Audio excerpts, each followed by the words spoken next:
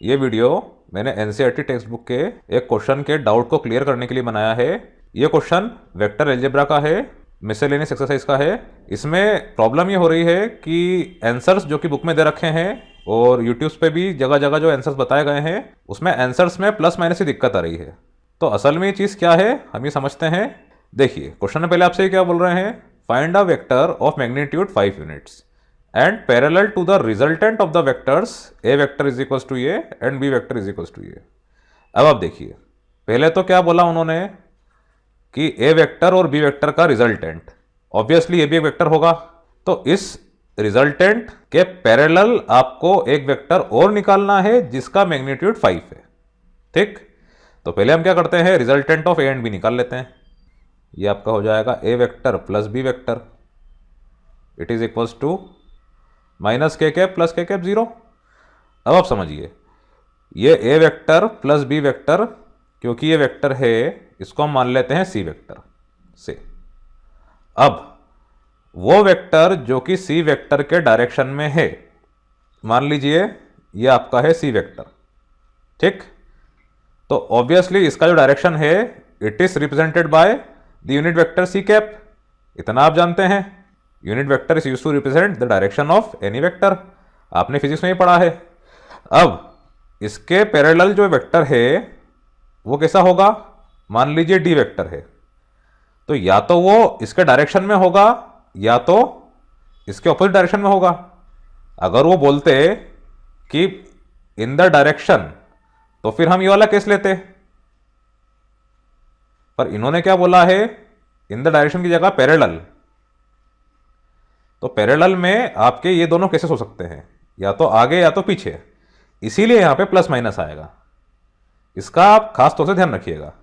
ठीक है, यहां लिख देता हूं मैं, if in the direction was there so answer will have positive sign, और ऑपोजिट होता तो नेगेटिव साइन। अब आप देखिए इस डी वेक्टर के लिए आपका C cap unit vector representing direction, ये क्या हो सकता है, plus minus of C cap.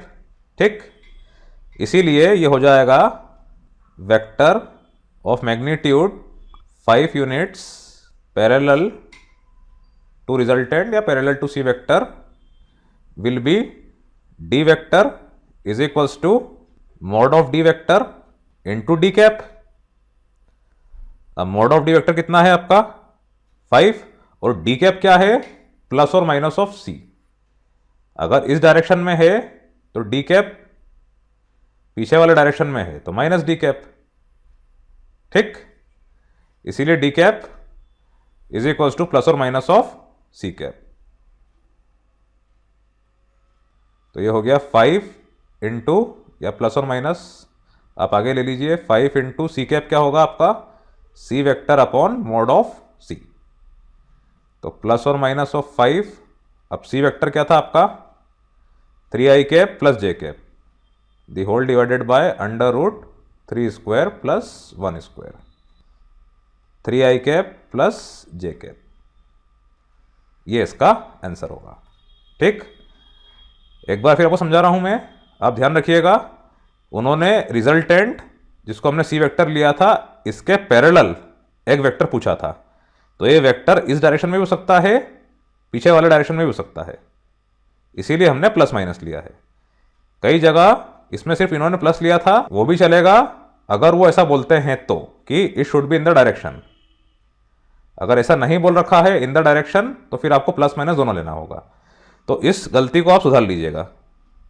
Even NCERT में भी प्लस ही दिया था, ये प्लस माइनस होगा।